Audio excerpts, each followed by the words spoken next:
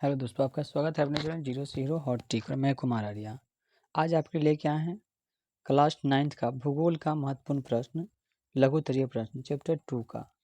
आइए हम लोग प्रत्येक प्रश्न की करके देखते हैं और देखते हैं कि महत्वपूर्ण प्रश्न क्या क्या है। तो पहला प्रश्न आपके सामने है कि हिमालय के प्रमुख दर्रे का नाम बताएं। तो हिमालय के प्रमुख दर्रे, चूँकि जानते हैं हिमालय के प्रमुख दर्रे निम्नलिखित हैं। 10 दर्रे हैं जिसमें से आपको कम से कम 5 याद रखना है। पहला है उमासीला, नंबर 2 है बुर्जीला, नंबर 3 है जोजीला और नंबर 4 है मानाला, 5 है सिपकीला और 6 है स्लेपला, 7 है नाथुला और 8 है ऋषिला, 9 है बुमाडीला और 10 है सेला। तो ये महत्वपूर्ण जो है 10 दर्रे हैं जिसमें से आपको जो है ये 10 दर्रे जिसमें से आपको कम से कम 5 याद रखना है। ठीक है, कम से कम 5 याद रखना है। तो आइए हम लोग आगे एक एक करके महत्वपूर्ण प्रश्न को देखते हैं। तो ये आपका पहला प्रश्न रहा। हम लोग आगे नेक्स्ट देखते हैं। नेक्स्ट है आपका खादर और बांगर में अंतर स्पष्ट करें। खादर मिट्टी और बांगर मिट्टी, ये महत्वपूर्ण प्रश्न है। खादर और बांगर मिट्टी, चूँकि जानते हैं खादर क्या होता है। तो खादर, तो नई जलोढ़ मिट्टी को खादर मिट्टी कहते हैं। जो नई जलोढ़ मिट्टी होती है जो बाढ़ द्वारा बहा कर लाई जाती है उसे खादर मिट्टी कहते हैं। और पुरानी जलोढ़ मिट्टी को बांगर मिट्टी कहते हैं। नई जलोढ़ मिट्टी, जो नया होगा वह कहलाएगा खादर, जो पुराना होगा वह कहलाएगा बांगर। उसके बाद नंबर 2 इसका है कि इसमें मिट्टी के कण महीन होते हैं। जो खादर होते हैं उसके मिट्टी के कण जो होते हैं वह महीन होते हैं। क्या होते हैं? महीन होते हैं, पतले होते हैं। और जो बांगर होता है इसमें मिट्टी के कण जो होते हैं वह मोटे होते हैं। क्या होते हैं? मोटे होते हैं। तो ये दूसरा हो गया पॉइंट। 3 नंबर है कि खादर मिट्टी यह नदी के समवर्ती क्षेत्र में मिलता है। जो नदी के समीप वाला क्षेत्र होते हैं, नज़दीक वाला क्षेत्र होते हैं उसमें मिलता है। और जो बांगर मिट्टी होते हैं यह नदी के दूरवर्ती क्षेत्रों में मिलता है। जहाँ नदी से दूर जो एरिया होता है, क्षेत्र होता है, उसमें मिलते हैं बांगर मिट्टी। उसके बाद है नंबर 4 पॉइंट है, इस मिट्टी में बाढ़ का प्रभाव होता है। यह मिट्टी जो होती है खादर मिट्टी, वह बाढ़ के प्रभाव से, बाढ़ द्वारा बहा कर लाई जाती है, इसीलिए यह जो है काफ़ी उपजाऊ भी होती है। और जो बांगर मिट्टी होती है इसमें बाढ़ का प्रभाव नहीं होता है, इसलिए यह उपजाऊ नहीं होता है। क्या नहीं होता है? उपजाऊ नहीं होता है। और जो बांगर होते हैं वह क्या होता है? उपजाऊ होता है। तो आइए नंबर 5 देखते हैं पॉइंट। और जो खादर मिट्टी होते हैं यह उत्तरी बिहार एवं गंगा के मैदान में मिलता है। जो उत्तरी बिहार है और गंगा का मैदान इसका महत्वपूर्ण उदाहरण है। और जो बांगर मिट्टी होते हैं यह महाराष्ट्र एवं पंजाब के मैदानों में मिलते हैं। तो ये जो आपका प्रश्न है खादर और बांगर, ये बहुत ही महत्वपूर्ण प्रश्न है जो आपको प्रत्येक वर्ष एग्जाम में पूछा जाता है। तो आइए अगले प्रश्न देखते हैं। नंबर 3 नंबर प्रश्न, आपका नंबर 3 प्रश्न हो गया महत्वपूर्ण प्रश्न वीवीआई प्रश्न आपका है ये। पूर्वी घाट और पश्चिमी घाट में अंतर बताएं। तो पूर्वी घाट क्या होता है और पश्चिमी घाट क्या होता है? क्या आप सामने आप जो देख रहे हैं पूर्वी घाट के बारे में, इधर पश्चिमी घाट के बारे में। इस तरह सेम आंसर लिखना है आपको एग्जाम में, बीच में लाइन खींचकर। देखते हैं पूर्वी घाट क्या होता है। तो दक्षिण के पठार के पूर्ववर्ती जो पूर्वी सिरे पर जो पाया जाता है वह पूर्वी घाट कहलाता है। और दक्षिण के पठार के पश्चिमी सिरे पर जो पाया जाता है वह पश्चिमी घाट कहलाता है। और पूर्वी घाट कम ऊंचे होते हैं। क्या होते हैं? जो पूर्वी घाट होते हैं वह कम ऊंचे होते हैं और पश्चिमी घाट जो होता है वह अधिक ऊंचा होता है। क्या होता है? वह अधिक ऊंचा होता है। पश्चिमी घाट अधिक होता है और पूर्वी घाट कम ऊंचे होते हैं। आगे देखते हैं नंबर 3 पॉइंट इसका, किन घाटों की औसत ऊंचाई जो है वह 600 मीटर होता है। कितना होता है? जो पूर्वी घाट होते हैं इसकी औसत जो ऊंचाई होता है वह 600 मीटर। और जो पश्चिमी घाट होते हैं इसका औसत ऊंचाई जो है 900 से लेकर 1600 मीटर होता है। नंबर 4 नंबर इसका पॉइंट है कि इसमें वनस्पति अधिक नहीं पाया जाता। जो पूर्वी घाट होते हैं इसमें वनस्पति नहीं पाया जाता है। और जो पश्चिमी घाट होते हैं उसमें अनेक प्रकार की वनस्पतियाँ पाई जाती हैं। उसके बाद 6 नंबर इसका पॉइंट है कि पूर्वी घाट का सबसे ऊंचा शिखर महेंद्रगिरी पर्वत है। कौन सा पर्वत है? महेंद्रगिरी। और जो पश्चिमी घाट है इसमें विभिन्न प्रकार की पर्वतें पाई जाती है, जिसमें से आपका अनाईमुढ़ी तथा दोदा बेटा, ये जो आपके सामने लिखा हुआ यह है दोदा बेटा, दोदा दा दोदा बेटा। और जो पूर्वी घाट है उसमें महानदी गोदावरी, कृष्णा और कावेरी नदियाँ बहती है। पूर्वी घाट से जो है महानदी कृष्णा, कावेरी, गोदावरी नदियाँ जो हैं निकलती है। और जो पश्चिमी घाट है यहाँ से अनेक प्रकार की छोटी छोटी नदियाँ निकलती हैं। तो आप देख लिए कि आपका जो है पूर्वी घाट और पश्चिमी घाट में अंतर पूछेगा, पूर्वी घाट और पश्चिमी घाट में। तो आपका जो ये 5 पॉइंट है, 5-6 पॉइंट, आप में से कम 3 पॉइंट भी लिख देते हैं तो आपको 2 नंबर आसानी से मिल जाएगा। ये VVI प्रश्न है जो प्रत्येक साल, वो एनुअल एग्जाम हो या मंथली एग्जाम हो या वीकली एग्जाम हो, प्रत्येक समय प्रश्न पूछे जाते हैं। तो आइए नेक्स्ट प्रश्न देखते हैं। 4 नंबर प्रश्न। 4 नंबर प्रश्न आपका है कि भारत के भौतिक विभागों का नाम लिखें। यानी भौतिक स्वरूप के आधार पर भारत को कितने भागों में बांटा गया है। भौतिक स्वरूप के आधार पर यह प्रश्न रहेगा कि भौतिक स्वरूप के आधार पर भारत को कितने भागों में बांटा गया है। तो भारत को 6 भागों में बांटा गया है। कितने भागों में? 6 भाग में। भारत को 6 भागों में बांटा गया, मुख्य रूप से 6 भागों में। पहला भाग का नाम है हिमालय या उत्तर का पर्वतीय प्रदेश, हिमालय या उत्तर का पर्वतीय प्रदेश। दूसरा भाग का नाम है उत्तर का विशाल मैदान। तीसरा है हिमालय का दक्षिण का पठार। और चौथा है समुद्र तटीय मैदान, जो समुद्र से जुड़ा हुआ बात इसमें है। फिफ्थ है भारतीय मरुस्थल और 6 नंबर है भारतीय द्वीप समूह। जानते हैं पहला में जो पहला भाग इसमें हिमालय के बारे में पढ़ना है, जो क्या कौन कौन सी पर्वत कहाँ पे स्थित है। और दूसरा में उत्तर का विशाल मैदान, विशाल मैदान कैसा है। और 3 में है दक्षिण का पठार के बारे में। और 4 में है समुद्र तटीय मैदान के बारे में, समुद्र से जुड़ा हुआ एरिया समुद्र तटीय मैदान। तो ये रहा आपका 4 नंबर प्रश्न। और चैनल को सब्सक्राइब करें, लाइक करें और साथ में कमेंट भी करें आपको वीडियो कैसा लग रहा है। आइए नेक्स्ट प्रश्न देखते हैं हम लोग। 5 नंबर आपका 5 नंबर प्रश्न जो है 5 नंबर, वह हिमालय के 3 समांतर श्रेणियों के नाम बताएं। जो कि जानते हैं हिमालय के 3 समांतर श्रेणी, तो मुख्य रूप से 3 जो समांतर श्रेणी, पहला है हिमाद्री, हिमाद्री को हम लोग उच्च हिमालय के नाम से जानते हैं। उस सेकेंड है दूसरा हिमाचल, जिसको हम लोग मध्य हिमालय के नाम से जानते हैं। और 3 है शिवालिक। ये 3 हिमालय की समांतर श्रेणियां हैं।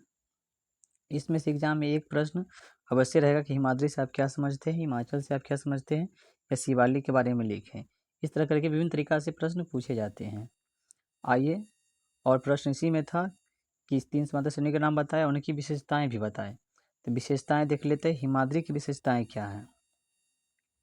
हिमाद्री की विशेषताएं, तो हिमाद्री आपको सब पॉइंट दिखाई दे रहा है कि हिमाद्री की सबसे सर्वोच्च जो चोटी है, हिमालय की सबसे सर्वोच्च चोटी हिमाद्री है। हिमालय पर्वत की सबसे सर्वोच्च चोटी आपका जो सामने दिखाई दे रहा है वह है हिमाद्री। और यहीं से जो है विभिन्न तरह की नदियाँ निकलती है, जैसे सिंधु हो गया, आपका सतलज हो गया, गंगा हो गया, यमुना हो गया, कोसी हो गया, ब्रह्मपुत्र हो गया। यानी विभिन्न प्रकार की नदियाँ जो हैं यहीं से निकलती है, वो हिमाद्री से। नेक्स्ट है हिमाद्री में 6000 मीटर से अधिक, 6000 मीटर से अधिक ऊंची जो है लगभग 100 से ऊपर चोटियाँ मिलती है। और ये सभी जो है सदैव जो है बर्फ़ से ढकी रहती है। कैसे ढकी रहती है? बर्फ़ से ढकी रहती है। और इसे बृहत हिमालय के नाम से जाना जाता है, इसे बृहत हिमालय के नाम से भी जाना जाता है। तो ये मुख्य पॉइंट है और बहुत सारा पॉइंट इसमें दिया गया है, लेकिन हम लोग शॉर्ट पॉइंट को देखे हैं जो आसानी से याद हो सके, ताकि आप एग्ज़ाम में अच्छा से लिख सकें। आइए नेक्स्ट देखते हैं आपका हिमाचल की विशेषताएं। तो हिमाचल की विशेषताएं एक बार इसको स्क्रीनशॉट ले लीजिएगा, अच्छा से सही कर देते हैं। चलिए आगे बढ़ते हैं। हिमाचल की विशेषताएं, हिमाचल की विशेषताएं भी निम्न हैं। यहाँ अधिक नदी घाटियाँ एवं हिम घाटियाँ मिलती हैं। जो हिमाचल जो प्रदेश है, हिमाचल प्रदेश के क्षेत्र में नदी घाटी मिलती है, हिम घाटियाँ मिलती है। और इसी में जो है भारत का प्रमुख मीठे पानी का झील आपका डल झील और बुलर झील, जो मीठे पानी का झील है यहीं मिलता है। डल झील के किनारे श्रीनगर बसा हुआ है। जो श्रीनगर जो है जम्मू कश्मीर की राजधानी है श्रीनगर, यह डल झील के किनारे बसा हुआ है। धर्मशाला हो गया, डलहौजी हो गया, शिमला, मंसूरी, नैनीताल, आपका दार्जिलिंग आदि जो पर्वतीय नगर यह हिमाचल प्रदेश के अंदर में ही बसा हुआ है। ये जो एरिया जो है टूरिस्ट पैलेस के लिए जो है महत्वपूर्ण है, टूरिस्ट के लिए घूमने के लिए। चलिए आगे देखते हैं। केदारनाथ, बद्रीनाथ और अमरनाथ पावन तीर्थ स्थल यहीं पे हैं। और विभिन्न प्रकार के जो तीर्थ स्थल है, केदारनाथ कहते हैं, बद्रीनाथ हो गया, ये सब तीर्थ स्थल जो है यह हिमाचल में ही स्थित है। तो ये रहा आपका हिमाचल की विशेषताएं। आइए आगे हम लोग देखते हैं इसी का पार्ट। अब आगे है शिवालिक। जो इसका थर्ड जो पार्ट है वह है शिवालिक। शिवालिक की विशेषताएं क्या है? तो यह हिमालय की सबसे दक्षिणी श्रेणी है। इसकी चौड़ाई जो है 10 से 50 किलोमीटर और ऊंचाई 900 से 1500 किलोमीटर के बीच है। इसमें कंकर एवं मिट्टी से बने कई ऊंचे मैदान मिलते हैं जिन्हें दून या द्वार कहते हैं। ये आपका महत्वपूर्ण प्रश्न होने वाला है कि दून या द्वार किसे कहते हैं। एक प्रश्न यहाँ से बन के आएगा कि दून या द्वार किसे कहते हैं। तो क्या है कि इसमें जो शिवालिक के जो क्षेत्र है जो कंकर एवं मिट्टी से बने हैं, कई ऐसे मैदान मिलते हैं जिसे कि दून कहते हैं या द्वार कहते हैं। तो ये रहा है आपका तीनों विशेषताएं, मध्य हिमालय का, उच्च हिमालय का, निम्न हिमालय का। आइए हम लोग आगे अगले प्रश्न देखते हैं। तटीय मैदानों की झीलों का नाम बताइए। जो तटीय मैदान है उसकी झील क्या है? तो मुख्य रूप से 3 झील है। पहला है आपका चिल्का झील, दूसरा है वेमनाथ झील, दूसरा झील का नाम है वेमनाथ झील, और तीसरा है पुलिकिट झील। तो ये जो तटीय मैदान की 3 झील है, चिल्का झील, पुलिकिट झील, वेमनाथ झील। नेक्स्ट प्रश्न देखते हैं हम लोग। नेक्स्ट प्रश्न है भारतीय मरुभूमि की विशेषताएं बताएं। यानी कहने का अर्थ है यह प्रश्न आ गया कि भारतीय मरुस्थल की विशेषता बताना है। तो इसकी जो निम्नलिखित विशेषताएं हो सकती है, यह क्षेत्र जो भारतीय मरुस्थल अरावली के पश्चिम में स्थित है। एक अरावली यह पर्वत है, अरावली पर्वत है। तो इसके पश्चिम में स्थित है भारतीय मरुस्थल और इसका क्षेत्रफल जो है 1 लाख वर्ग किलोमीटर है। कितना है? 1 लाख वर्ग किलोमीटर। और इसे थार मरुस्थल के नाम से जाना जाता है। जो भारतीय मरुस्थल है उसका नाम है थार मरुस्थल। यहाँ से एक प्रश्न बन के आएगा, ऑब्जेक्टिव प्रश्न, कि थार मरुस्थल के नाम से किसे जाना जाता है? तो भारतीय मरुस्थल को थार मरुस्थल के नाम से जाना जाता है। और यह जो है मरुस्थल, थार मरुस्थल 644 किलोमीटर लंबा तथा 160 किलोमीटर चौड़ा है। प्रश्न आ जाएगा कि थार मरुस्थल कितना किलोमीटर लंबा और कितना किलोमीटर चौड़ा है? तो यह जो है 644 किलोमीटर लंबा और 160 किलोमीटर चौड़ा है। और इस क्षेत्र में बहुत कम वनस्पति है। और जानते हैं कि इस क्षेत्र में जो है बहुत कम वनस्पति मिलती है, क्योंकि यहाँ पर वनस्पति जो मिलती है वह कंटीले झाड़ियाँ मिलती है। क्या मिलती है? कंटीले झाड़ियाँ, जिसमें कांटा वाले होते हैं। जिसमें आ जाएगा आपको कंटीले झाड़ियाँ, बबूल हो जाएगा। ये कंटीले झाड़ियाँ मिलती है हिमालय के क्षेत्र में। और एक मुख्य बात है कि इसी क्षेत्र में ऊँट को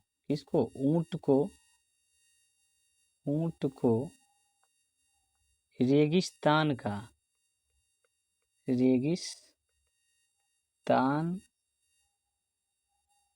का जहाज कहा जाता है। प्रश्न आ जाएगा कि रेगिस्तानी जहाज का नाम क्या है? तो वह हो जाएगा आपका ऊँट, क्योंकि ऊँट जो है आसानी से आपको रेत पर यानी बालू पर दौड़ सकता है। और प्रश्न अगर आ जाए कि ऊँट आसानी से जो है बालू पर क्यों दौड़ सकता है, तो उसके पैर जो होते हैं गद्देदार होते हैं, गद्देदार। ऊँट के जो पैर होते हैं वह गद्देदार पैर, क्योंकि जब गद्देदार पैर रहते हैं तो वह जो आसानी से जो है वो उस पर अपना सतह पर जो है बालू की सतह पर उसका पैर वह क्षेत्र बना लेता है और पैर धंसता नहीं है, ये इसलिए वो आसानी से दौड़ सकते हैं। आइए अगला प्रश्न देखते हैं। उम्मीद है आपको ये प्रश्न का उत्तर जो है अच्छा लग रहा होगा। आइए अगले प्रश्न देखते हैं। 8 नंबर महत्वपूर्ण प्रश्न होने वाला है अभी। हिमालय से पुरानी नदियाँ कौन सी है? देखिए हिमालय, क्योंकि जानते हैं हिमालय जो है वह नेपाल में स्थित है और हिमालय से पुरानी नदियाँ हैं। तो हिमालय से पुरानी नदियाँ जो हैं वह सिंधु नदी, सतलज है, गंडक है, कोसी है और ब्रह्मपुत्र। जो 5 नदियाँ जो है वह हिमालय से पुरानी हैं। नेक्स्ट प्रश्न देखते हैं। हिमालय के प्रमुख शिखर, तो हिमालय के प्रमुख शिखर जो है क्या क्या है और यह किस देश में स्थित है, इसकी ऊंचाई कितनी है? तो आप देख रहे हैं माउंट एवरेस्ट नेपाल में स्थित है और इसकी जो ऊंचाई है वह 8,848 मीटर है। माउंट एवरेस्ट नेपाल में स्थित है और इसकी ऊंचाई 8,848 मीटर है। नेक्स्ट है काराकोरम, जिसे हम लोग केटू के नाम से जानते हैं। किस नाम से? केटू के नाम से, और साथ में से कहते हैं गाडविन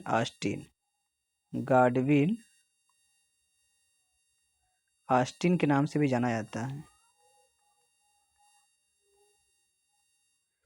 जो काराकोरम है उसे केटू भी कहते हैं और गाडविन ऑस्टिन के नाम से जाना जाता है। इसकी जो ऊंचाई है 8,611 मीटर और यह भारत में स्थित है।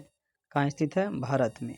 नेक्स्ट देखते हैं कंचनजंगा जो है यह नेपाल में स्थित है। इसकी जो ऊंचाई है 8,598 मीटर।